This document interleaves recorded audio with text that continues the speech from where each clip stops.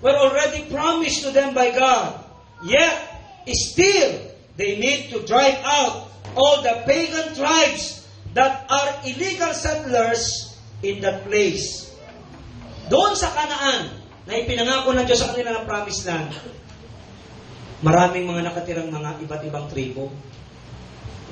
Sa kanila yon, pero kailangan pa rin nilang palayasin yon.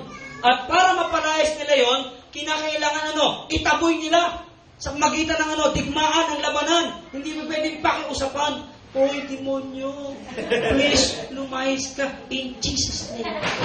Hindi pa pwede yan, mga kapatid.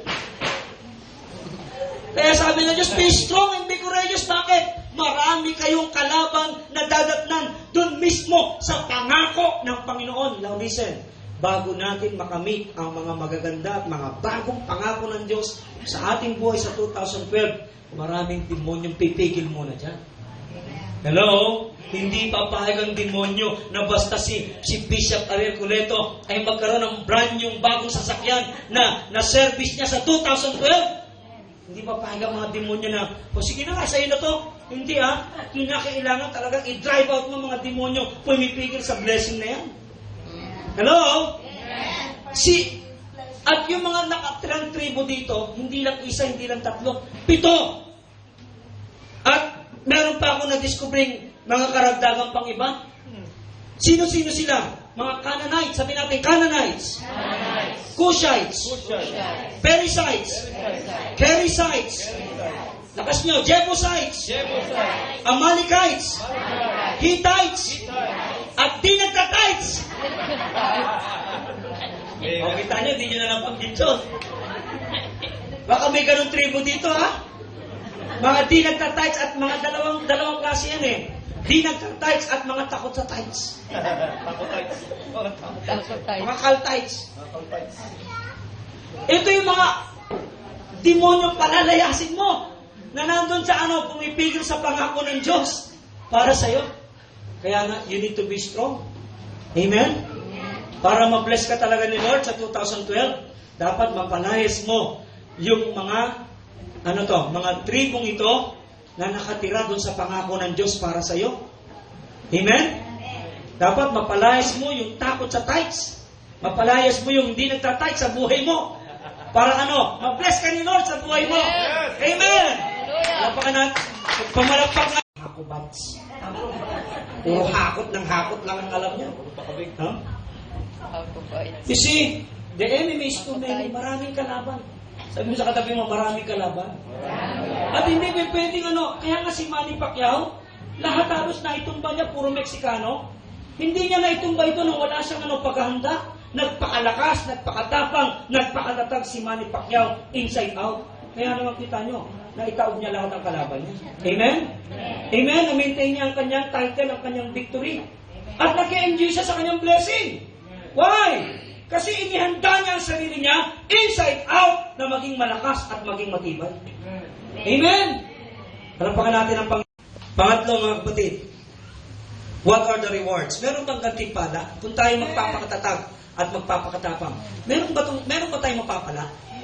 Yes. Meron kaya? Taas nga ang kamay ng naniniwalang may mapapala kung siya'y magpapakatatag at magpapakatapang throughout 2012. Amen. What are the rewards of being strong and courageous? Number 1, verse 5. The victory is sure. Tiyak ang tagumpay. Sa mga taong matatag at matapang, kasama nila ang Diyos, the victory is sure. Amen? Amen? Pangalawa, anong blessing? The presence of God is available. Ang presensya ng Diyos ay laging nakalaan doon sa matatag at matapang. Pero kung duwag ka, hindi ka sasamahan ng Diyos. Kung mahina ka, hindi ka sasamahan ng Diyos. Si Lord sumasama doon sa matatag at matapang. Bakit? Kasi utos niya yun Utos niya. Kung ginawa mo utos ng Diyos, kasama mo ang Diyos. Amen? Amen! Kaya sa 2012, kahit bagong Kristiyano ka pa lang, kahit bagong dalo ka pa lang sa GLCIC, bawal na rito ang matitisurin. Wala nang lugar yung salitang tisod. Tisod ako sa kanya, tisod ako doon, tisod ako doon. Hindi. Tinisod mo sarili mo, kaya hindi naka-attend. Kaya hindi nakapagpatuloy. Walang ibang titisod sa'yo. Ni demonyo nga hindi ka kayang tisurin Sarili mo tumisod sa'yo. kaya ka hindi nagpatuloy sa Panginoon. Desisyon mo yan. Hindi demonyo nagdesisyon sa'yo. Amen? Amen? Praise God. Pangatlo, na reward. The destiny is given. Sigurado na ang iyong patutunguhan. Magandang patutunguhan. Pinagpalang patutunguhan. Kaya mga kapatid, walang mawawala sa atin kung tayo'y magpapakatatag at magpapakatapang. Bagkus, sa kabilang banda, kapag hindi tayo nagpakatatag, hindi tayo nagpakatapang, marami ang mawawala sa iyo. Matatalo ka, magiging alipin ka, magiging kawawa ka. Amen? Amen. Palakpakan natin. Before 2012 comes in, God is already there, preparing a new possessions for us. Bago pa dumating ang 2012, I tell you, brothers and sisters, nandun na si Lord. Nandun na si Lord. Hindi natin kasabay na papasok si Lord sa 2012. Why? Because God is a God of time. He is a God of eternity. Eternity past, eternity future. Nandun na si Lord.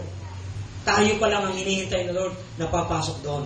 Bago pa tayo pumasok sa 2012, nandun na ang Diyos. Meron nang inihandang bagong posisyon at bagong possessions para sa atin. If we will be strong and courageous. Amen. Amen? Imagine this and listen to this. 2012 is establishing the fullness of God's government.